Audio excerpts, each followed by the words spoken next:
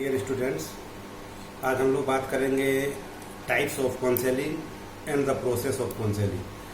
परामर्श के प्रकार एवं परामर्श की प्रक्रिया। जैसा कि पिछला एग्जाम्पल में हम लोग गीता के जो एग्जाम्पल था, जो कृष्ण और अर्जुन के बीच जो परामर्श की प्रक्रिया थी, जिसको हमने बताया भी था कि इसको हम डायरेक्टिव काउंसलिंग कर सकते हैं। तो आज हम लोग उसी मुख्य बिंदु को लेकर के आगे हम लोग बढ़ेंगे। तो आज हम लोग पढ़ जानेंगे कि परामर्श के कौन कौन से प्रकार हैं। परामर्श के प्रकार में जो सबसे पहला जो हम प्रक्रिया होता है, जिसको हम लोग बोलते हैं डायरेक्टिव काउंसलिंग, हिंदी में बोलते हैं निर्देशात्मक परामर्श। सेकेंड बोलते हैं नॉन डायरेक्टिव काउंसलिंग, जिसको बोलते हैं अनिर्देशात्मक परामर्श। और तीसरा जो है कलेक्टिव काउंसलिंग, जिसको मध्य मार्गीय परामर्श या समन्वित परामर्श भी कहा जाता है। निश्चित रूप से हम परामर्श और निर्देशन दोनों को पर हम पिछले वीडियो में चर्चा कर चुके हैं, लेकिन पुनः फिर एक बार हम उस पर बिंदु पर जाना चाहते हैं कि निर्देशन गाइडेंस हम पढ़े थे कि अभी हम लोग जाने थे कि guidance is also a continuous process but the counselling is also a part of guidance.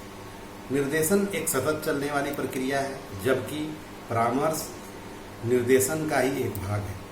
परामर्श की भूमिका आज के वर्तमान स्कूल एजुकेशन में, चाहे वो प्राइमरी एजुकेशन हो, सीनियर सेकेंडरी एजुकेशन हो या सीनियर सेकेंडरी एजुकेशन हो, इसमें मुख्य रूप से वैसे विद्यार्थी जो लर्निंग डिसेबिलिटी हैं, जो लर्निंग डिसेबिलिटी जैसे एलेक्सिया, डिसलेक्सिया, डिस्कैल्कुलिया, डिस्ग्रेफिया, ऐसे जो मुख्य रूप से ऐसे विद्यार्थी जो इससे पीड़ित हैं, उनके लिए सबसे जो उचित मार्ग माना जाता है वो है परामर्श का मार्ग। परामर्श ही एक ऐसा माध्यम है जो लर्निंग डिसेबिलिटी के जो बच्चे हैं उसको ठीक करने में मुख्य रूप से इनकी भूमिका होती है। तो हम लोग इसके अंतर्गत में और एग्जाम के दृष्टिकोण से भी हमारा ये बहुत ही इम्पोर्टेंट पहलू है, इस पर जो है हम लोग चर्चा करेंगे। कि सबसे पहले हम लोग जानते हैं कि परामर्श जो है और निर्देशात्मक परामर्श क्या है। निर्देशात्मक परामर्श that mean directive counselling. Directive counselling सीधा है कि यह एक द्विमुखी प्रक्रिया है, जिसमें काउंसलर और क्लाइंट, इसमें दो ही लोग भाग ले सकते हैं। और यह एक प्योर जो है, ये अगर कहा जाए मुख्य रूप से, तो यह एक परामर्शदाता केंद्रित प्रक्रिया है, जिसमें क्लाइंट जो होते हैं, जो प्रार्थी जो होते हैं, वो मुख्य रूप से परामर्शदाता के एडवाइस पर ही केंद्रित होते हैं। जैसे एग्जाम्पल के तौर पर एक डॉक्टर और एक पेशेंट होता है कि कोई भी पेशेंट जब डॉक्टर के सम्मुख प्रस्तुत होता है, तो डॉक्टर जो उसको दवाई प्रिस्क्राइब करते हैं या जो टेस्ट प्रिस्क्राइब करते हैं, मुख्य रूप से वो पेशेंट जो होता है उसको मानने के लिए बाध्य होता है। कुछ इसी तरह डायरेक्टिव काउंसलिंग भी है, वो दोनों एक दूसरे के समतुल्य माना जाता है। कि मुख्य रूप से जो परामर्श की प्रक्रिया होती है, यह जो इसमें जो होता है, ये परामर्शदाता केंद्रित होता है, जबकि नॉन डायरेक्टिव काउंसलिंग में ऐसा नहीं होता है। नॉन डायरेक्टिव काउंसलिंग जो होता है वो परामर्शदाता के साथ साथ प्रार्थी केंद्रित भी होता है। तो हम लोग आज इस पर चर्चा करेंगे डायरेक्टिव काउंसलिंग क्या है, डायरेक्टिव काउंसलिंग के कौन कौन से गुण हैं, इनकी क्या क्या विशेषताएं हैं, और इसके अंतर्गत में परामर्श के जो कुछ तत्व हैं, बेसिक एलिमेंट्स ऑफ काउंसलिंग्स हैं, जिसमें अरकबल ने मुख्य रूप से इसके 3 बिंदु पर चर्चा किए हैं। जो फर्स्ट पॉइंट्स है इसका, जो 2 peoples engage in the counselling process, कि परामर्श की प्रक्रिया में 2 व्यक्ति संलग्न होते हैं। सेकेंड, जो the aims of the counselling process is to make the students solve their problems independently, यानी कि परामर्श की प्रक्रिया का उद्देश्य छात्र को अपनी समस्याएं स्वतंत्र रूप से हल करने के योग्य बनाता है। और तीसरा, जो इनके जो एलिमेंट्स इन्होंने बताए हैं कि counselling is the professional work of A trend person, परामर्श एक प्रशिक्षित व्यक्ति का व्यावसायिक कार्य है।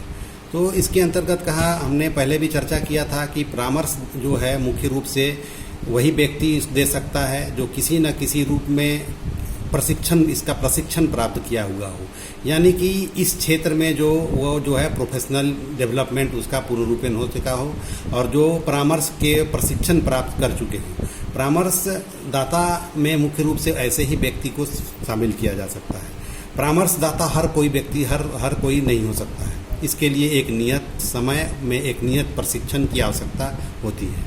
मुख्य रूप से इसके जो और भी जो कोटल ने इनके जो है 5 एलिमेंट्स बताए हैं, उस 5 एलिमेंट्स के अंतर्गत जो है कि फर्स्ट जो हमारा बताया गया था, mutual relationship between 2 peoples is necessary, यानी दो व्यक्तियों का परस्पर जो है इसमें संबंध आवश्यक है। और दूसरा जो पॉइंट बताएं कि there may be several means of consultation between the counsellor and the counselling councils, यानी कि परामर्शदाता तथा परामर्श प्रार्थी के मध्य विचार विमर्श के अनेक साधन हो सकते हैं। थर्ड जो पॉइंट जो इसके अंतर्गत में जो बताया गया है कि प्रत्येक परामर्शदाता अपना काम पूर्ण ज्ञान से करता है, यानी each consultant does his work with full knowledge. जो फोर्थ पॉइंट इसके जो बताए गए हैं कि परामर्श प्रार्थी की भावनाओं के अनुसार परामर्श का स्वरूप परिवर्तित होता है। और जो फिफ्थ पॉइंट जो बताया गया है कि प्रत्येक परामर्श साक्षात्कार निर्मित होता है। साक्षात्कार निर्मित का मतलब ये मीन्स है कि यहाँ जो है हम पहले भी मैं इस तरह की काउंसलिंग जो होती है, जो डायरेक्टिव काउंसलिंग, या इसमें ये एक दो व्यक्ति के बीच यानी दो व्यक्ति के मध्य की एक प्रक्रिया है। जैसे गीता में श्री कृष्ण और अर्जुन के बीच, और अगर एग्जाम्पल के तौर पर हम कहें तो जैसे एक डॉक्टर और एक पेशेंट के बीच, वैसे ही इस किसी विद्यालय में एक परामर्शदाता यानी एक काउंसलर और एक काउंसली के बीच की ये प्रक्रिया है। काउंसलिंग की प्रक्रिया यह रिलेशनशिप विद्यार्थी के स्टूडेंट्स के रिलेशनशिप बिल्डिंग पर भी डेवलप करता है कि परामर्शदाता जो होते हैं वो कितना जो है विद्यार्थी के जो इंटरनल असेसमेंट के आधार पर कितना वो उन पर जो है फेथ वो उसके विद्यार्थी के सम्मुख पैदा कर सकते हैं। तो ऐसे बहुत सारे जो बिंदु हैं जिस पर बताया गया है, उसके आधार और पर बताया गया कि जैसे परामर्श एक व्यक्तियों की प्रक्रिया है या एक सामूहिक प्रक्रिया नहीं है। कहने का तात्पर्य है कि परामर्शदाता के जो परामर्श की प्रक्रिया यानी डायरेक्टिव काउंसलिंग की जो प्रक्रिया होती है उसमें जो है ये एक विश्वास की प्रक्रिया है जिसमें परामर्शदाता और प्रार्थी दोनों के बीच की जो है अच्छी सामंजस्य से ही स्थापित हो सकता है।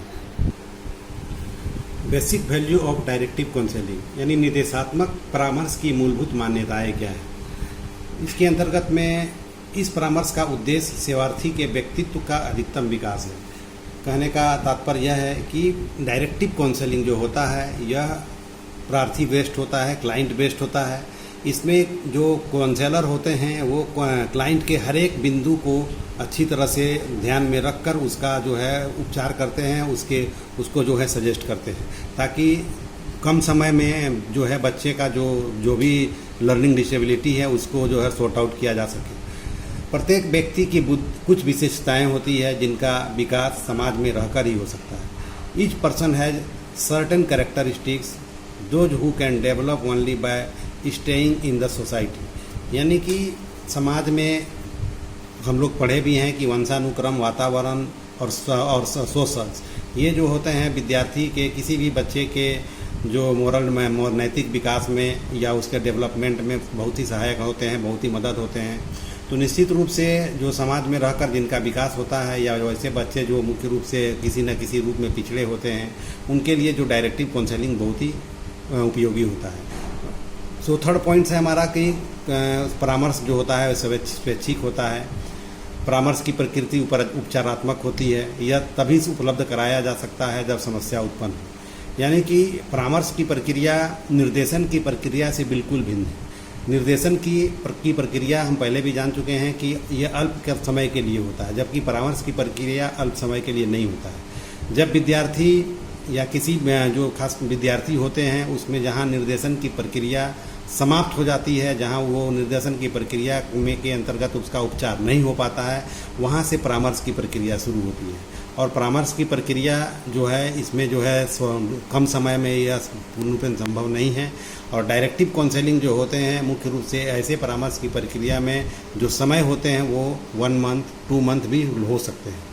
तो निश्चित रूप से परामर्श में मूल्यांकन की व्यवस्था नहीं होती, यानी कि कहने का तात्पर्य है there is no system of evolution in consultations या काउंसलिंग। मूल्यांकन की व्यवस्था नहीं होती। दैट मीन्स ये है कि जो परामर्श की प्रक्रिया होती है यह मुख्य रूप से काउंसलर सेंटरनेस होता है। और काउंसलर जो क्लाइंट के प्रॉब्लम के अनुसार से उसका family counselling, social counselling, friend के से मिल के, यानी कि उनके हर एक बिंदु से को मिल जांच के ऊपर रखने के बाद जो है वो प्रार्थी के सम्मुख जो है उसका उपचार प्रस्तुत करते हैं। तो ऐसे जो मुख्य रूप से हैं जो ये और एक इसमें जो सबसे महत्वपूर्ण बिंदु यह है कि डायरेक्टिव काउंसलिंग जो होते हैं यह मुख्य रूप से जिसमें प्रार्थी को बहुत ही सम्मान दिया जाता है हमने जो प्रार्थी का सम्मान देने का मतलब है कि यहाँ जो काउंसलर और क्लाइंट के बीच जो रिलेशनशिप होता है वो बहुत ही वो सिंपैथी के तौर पर होता है। तो ऐसे बहुत सारे छोटे छोटे बिंदु हैं जिसका जो है मुख्य रूप से काउंसलिंग यानी डायरेक्टिव काउंसलिंग की प्रक्रिया से जुड़े हैं। तो इसके जो हमारा जो कुछ बिंदु हैं इस पर जो है पुनः हम लोग देखेंगे। और इसके अंतर्गत में जो टाइप्स ऑफ काउंसलिंग के अंतर्गत दो ऐसे और पॉइंट्स हैं जो नॉन डायरेक्टिव काउंसलिंग और इक्लेक्टिव काउंसलिंग। नॉन डायरेक्टिव काउंसलिंग जिसमें हमने पहले ही बताया कि नॉन डायरेक्टिव काउंसलिंग इस प्रकार के परामर्श प्रार्थी जो का विशेष जो महत्व होता है, इसमें वह अपनी समस्या प्रस्तुत करने तथा समस्या के समाधान की प्रक्रिया में बिना किसी शंका या संकोच के परामर्शदाता से अपना राय मांगते हैं और यह सेवार्थी केंद्रित परामर्श होता है। सेवार्थी केंद्रित परामर्श होता है ऐसे जो काउंसलिंग की प्रक्रिया को नॉन डायरेक्टिव काउंसलिंग कहते हैं। और इक्लेक्टिव काउंसलिंग जिसको हम लोग समन्वित परामर्श भी कहते हैं या मध्य मार्गी परामर्श बोलते हैं। यह परामर्श जो है परामर्श की सबसे निम्न कोटि का परामर्श की प्रक्रिया को हम लोग कह सकते हैं। इसमें जो ना काउंसलर सेंटरनेस होता है ना ही क्लाइंट सेंटरनेस होता है। मीन्स काउंसलर सेंटरनेस और क्लाइंट के बीच के जो माध्यम होते हैं, बीच का जो मार्ग होता है, इसमें इसी प्रक्रिया को अपनाया जाता है।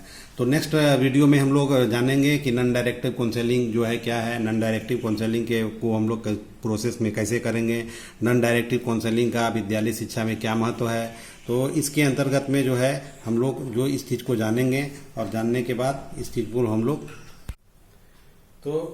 आज हम लोग बात किए डायरेक्टिव काउंसलिंग का। तो डायरेक्टिव काउंसलिंग परामर्श की प्रक्रिया का सबसे अभिन्न अंग है और सबसे यह उच्च कोटि का परामर्श माना जाता है।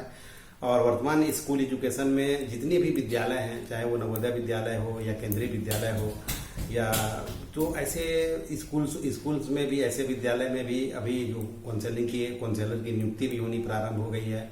और वहाँ जो नियुक्ति के अंतर्गत में जो काउंसलर की भूमिका होती है वो डायरेक्टिव काउंसलिंग की भूमिका ज़्यादातर होती है।